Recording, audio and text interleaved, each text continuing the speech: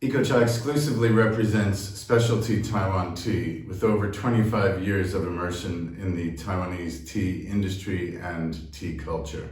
And today we're here tasting spring 2020 and fall 2020 harvest of our Shan High Mountain Oolong tea.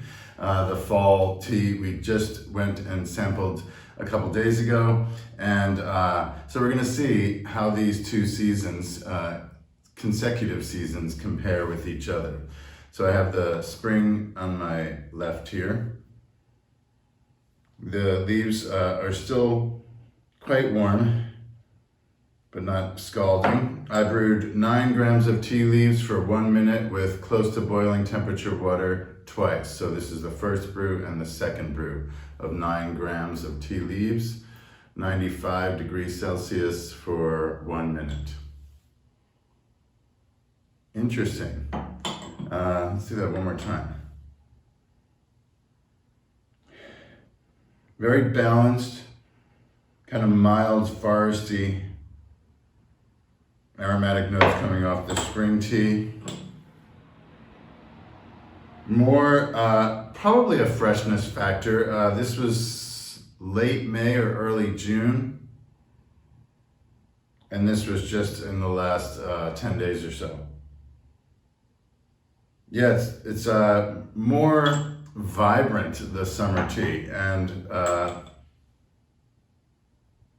this has a depth to it. The spring has a depth to it, and I'd say the summer, a little greener, kind of fresh vegetal character to the aromatic profile. The brewed teas, the first brew, the spring tea is definitely a shade darker, both quite transparent. And then the second brew, the summer tea, is darker. So I think the summer tea just took a little longer to open up and to brew more thoroughly. So let's have a quick taste here.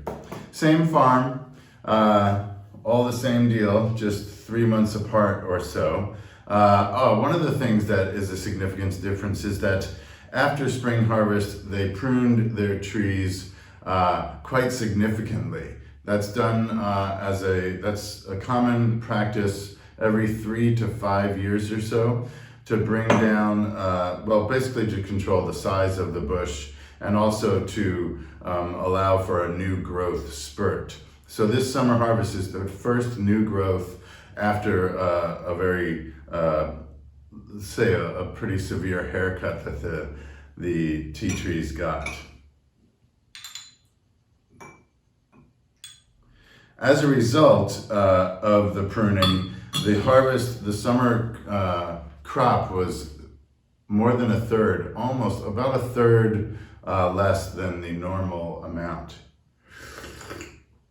So each day's harvest was just a little over half the total quantity of what the leaves, what the trees were producing last year. Very balanced, soft, buttery. Interesting. With a depth there, foresty depth, deep green.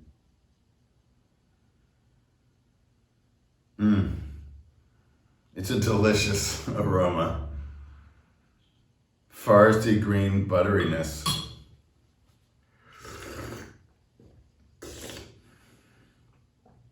More pronounced vegetal notes coming out in the second brew of the spring tea. Quite balanced, smooth. Mild, but with a depth that really, the flavor is hitting me around here. Pretty damn delicious. Let's go to summer, or I should say fall. There's only 3 harvests up at this elevation, 2,000 meters, a little over 2,000 meters.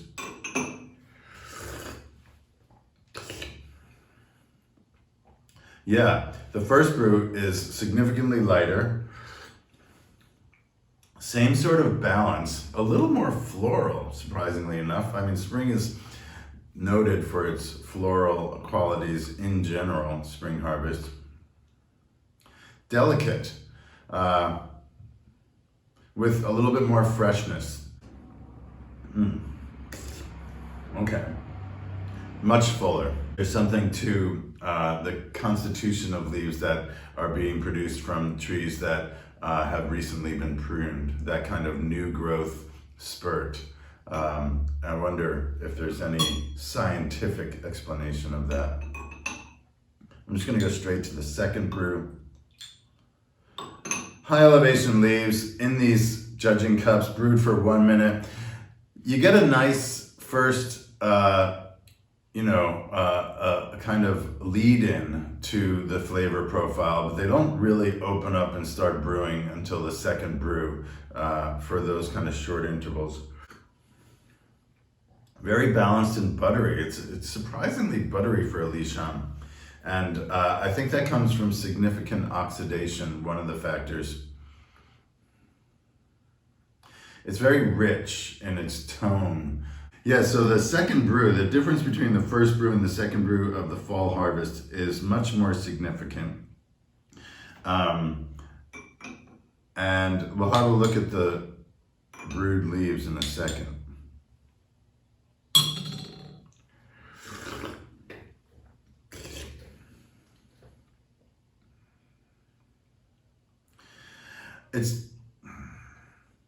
I would say that maybe the summer leaves are slightly more oxidized, and I believe that's a general practice too. They want to bring down that green factor because I keep calling it summer because it's the second harvest. It's now the end of August. That's definitely within the tea cycle of a year is fall harvest. When you do 4 harvests of the year, the August to September time of harvest is fall, and then the winter starts in late October because nothing really grows after mid-November or so, at least at higher elevations.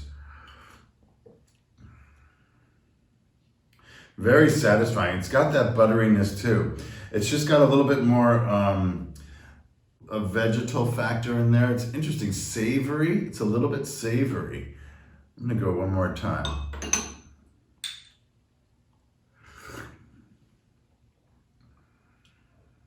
There is a sweetness quality to the spring tea that stands out. This is a little bit more herbal, savory, I think, but with a similar texture.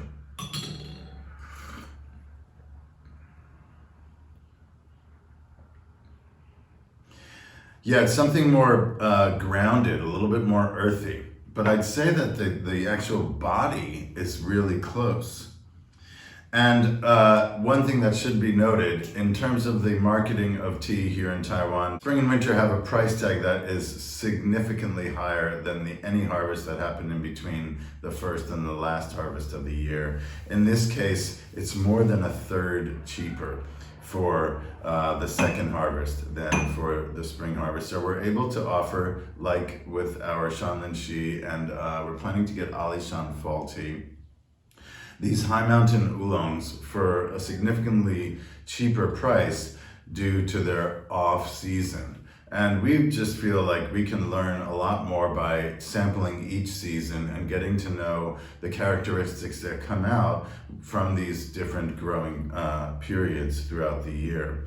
Same farm, same management, everything pretty much is the same. They're just different parts of the year, and it's basically based on the weather and the growing conditions. This year, the fact that these trees have been pruned, this is new growth after the pruning, that's one more specific factor.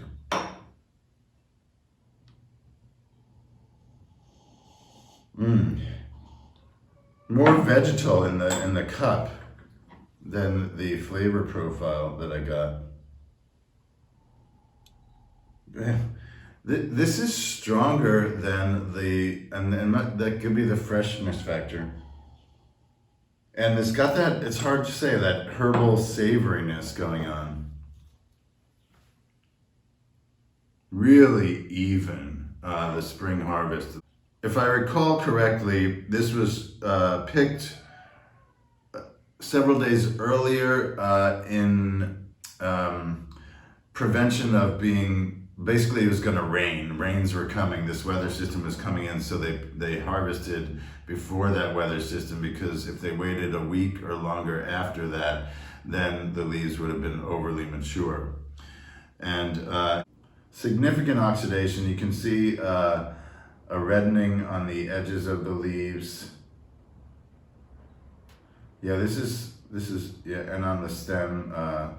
Not so much on the spine of the stem and the leaf, but definitely on the stem. Texture-wise,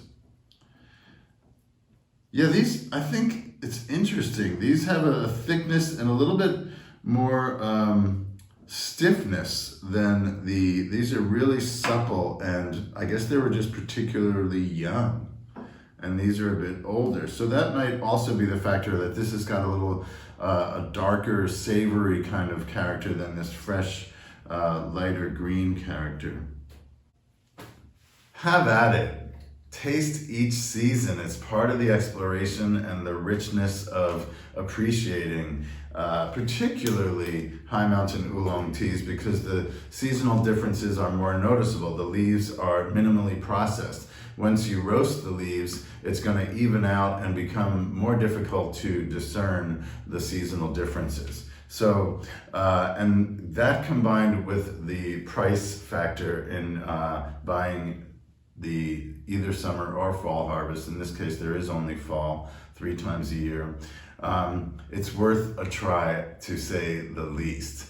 Taste one more time while I'm on the camera here.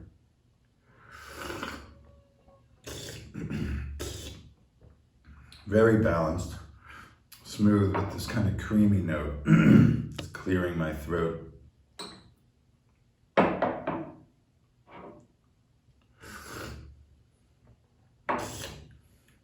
Yeah, it doesn't quite have the composition that spring tea does. There's more substance in spring tea, and everybody kind of knows that.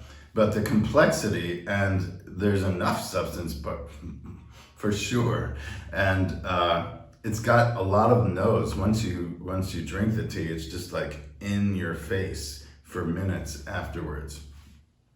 All right, the Shan High Mountain Oolong Tea Fall 2020 on the shelf as of now. You can get yours. Go to ecochateas.com, click on Oolong Teas and Unroasted, and you'll find Shan High Mountain Oolong Tea at the top of the list there.